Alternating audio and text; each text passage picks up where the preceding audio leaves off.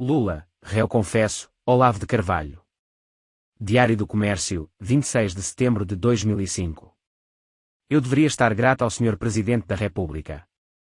Quando praticamente a mídia nacional inteira se empenha em camuflar as atividades ou até em negar a existência do Foro de São Paulo, taxando de louco ou fanático aquele que as denuncia, vem o fundador mesmo da entidade e dá todo o serviço, comprovando de boca própria as suspeitas mais deprimentes e algumas ainda piores que elas.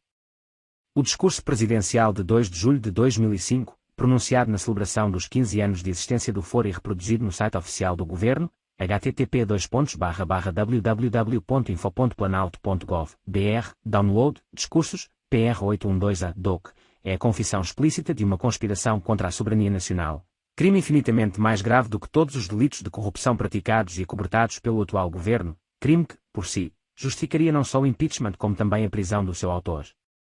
À distância em que estou, só agora tomei ciência integral desse documento singular, mas os chefes de redação dos grandes jornais e de todos os noticiários de rádio e TV do Brasil estiveram aí o tempo todo.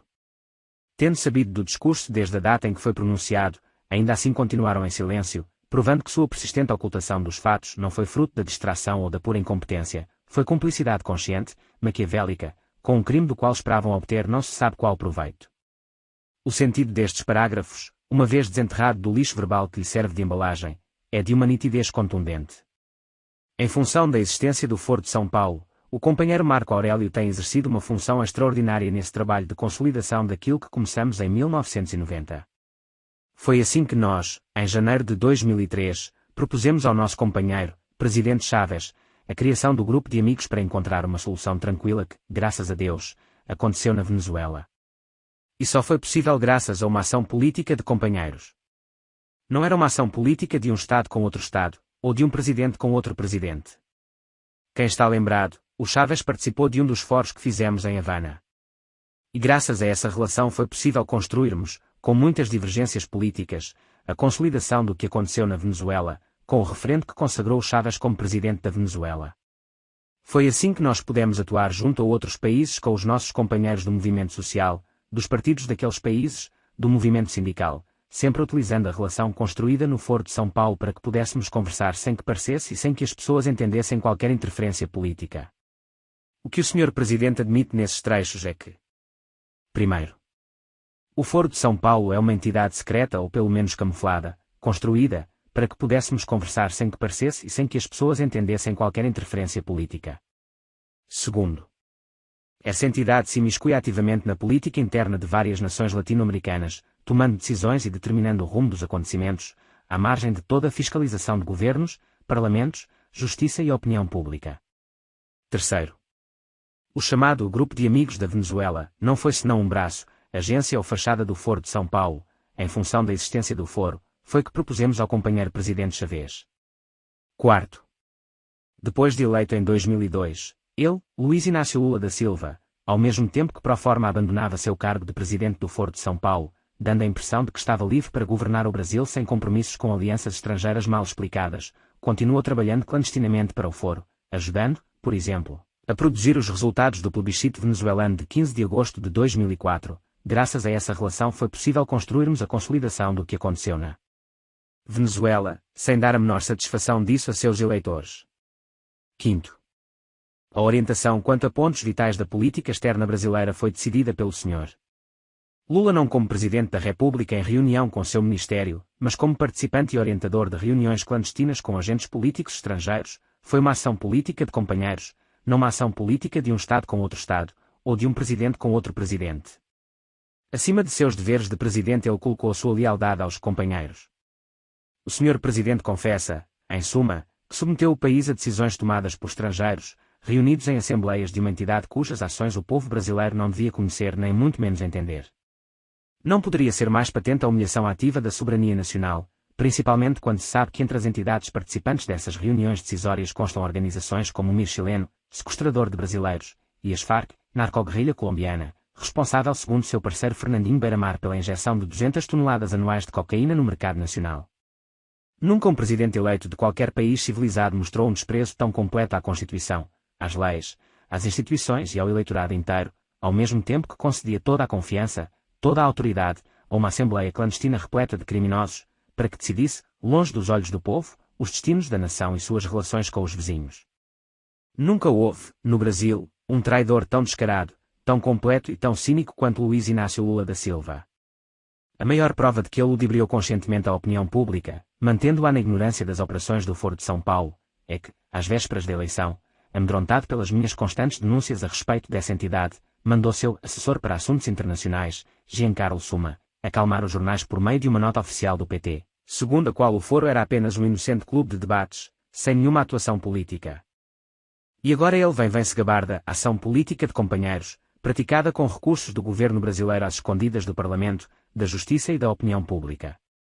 Comparado a delito tão imenso, que importância tem um mensalão e fenômenos similares, se não enquanto meios usados para subsidiar operações parciais no conjunto da grande estratégia de transferência da soberania nacional para a autoridade secreta de estrangeiros? Pode haver desproporção maior do que entre vulgares episódios de corrupção e esse crime supremo ao qual serviram de instrumentos? A resposta é óbvia. Mas então por que tantos se prontificam a denunciar os meios enquanto consentem em continuar acobertando os fins? Aqui a resposta é menos óbvia. Requer uma distinção preliminar. Os denunciantes dividem-se em dois tipos: a. Indivíduos e grupos comprometidos com o esquema do Foro de São Paulo, mas não diretamente envolvidos no uso desses meios ilícitos em especial. B. Indivíduos e grupos alheios a uma coisa e à outra. O raciocínio dos primeiros é simples: vão-se os anéis mas fiquem os dedos. Já que se tornou impossível continuar ocultando o uso dos instrumentos ilícitos, consentem entregar às feras os seus operadores mais notórios, de modo a poder continuar praticando o mesmo crime por outros meios e outros agentes. O conteúdo e até o estilo das acusações subscritas por essas pessoas revelam sua natureza de puras artimanhas diversionistas.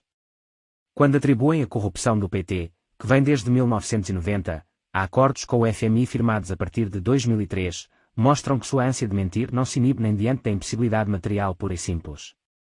Quando lançam as culpas sobre um grupo, escamoteando o fato de que as ramificações da estrutura criminosa se estendiam da Presidência da República até prefeituras do interior, abrangendo praticamente o partido inteiro, provam que têm tanto a esconder quanto os acusados do momento. Mais complexas são as motivações do Grupo B. Em parte, ele compõe-se de personagens sem fibra, física e moralmente covardes, que preferem ater-se ao detalhe menor por medo de enxergar as dimensões continentais do crime total. Há também o subgrupo dos intelectualmente frouxos, que apostaram na balela da morte do comunismo e agora se sentem obrigados, para não se desmentir, a reduzir a maior trama golpista da história da América Latina às dimensões mais manejáveis de um esquema de corrupção banal, despolitizando o sentido dos fatos e fingindo que Lula é nada mais que um Fernando Collor sem jet ski. Há os que, por oportunismo ou burrice, colaboraram demais com a ascensão do partido criminoso ao poder e agora se sentem divididos entre o impulso de se limpar do ranço das más companhias em que andaram, e o de minimizar o crime para não sentir o peso da ajuda cúmplice que lhe prestaram. Há os pseudo-espertos, que dão refrigério ao inimigo embalando-se na ilusão louca de que é mais viável derrotá-lo roendo-o pelas beiradas do que acertando-lhe um golpe mortal no coração. Há por fim os que realmente não estão entendendo nada, com o tradicional automatismo simiesco da fala brasileira, saem apenas repetindo o que ouvem, na esperança de fazer bonito. Peço encarecidamente a todos os inflamados acusadores anticorruptos das últimas semanas, políticos, donos de meios de comunicação, empresários, jornalistas, intelectuais, magistrados, militares, que examinem cuidadosamente suas respectivas consciências, se é que alguma lhes resta, para saber em qual desses subgrupos se encaixam. Pois, excetuando aqueles poucos brasileiros de valor que subscreveram em tempo as denúncias contra o Foro de São Paulo, todos os demais fatalmente se encaixam em algum. Seria absurdo imputar tão somente a Lula e ao Foro de São Paulo a culpa do apodrecimento moral brasileiro, esquecendo a contribuição que receberam desses moralistas de ocasião, tão afoitos em denunciar as partes quanto solícitos em ocultar o todo. Nada poderia ter fomentado mais o auto-engano nacional do que essa prodigiosa rede de cumplicidades e omissões nascidas de motivos diversos mas convergentes na direção do mesmo resultado: criar uma falsa impressão de investigações transparentes, uma fachada de normalidade e legalidade no instante mesmo em que, ruída invisivelmente por dentro, a ordem inteira se esboroa. A destruição da ordem e sua substituição por um novo padrão de relação entre o Estado e a sociedade, decidido em reuniões secretas com estrangeiros, tal foi o objetivo confesso do Sr. Lula. Esse objetivo, disse ele em outra passagem do mesmo discurso, deveria ser alcançado e consolidado de tal forma que isso possa ser duradouro, independente de quem seja o governo do país.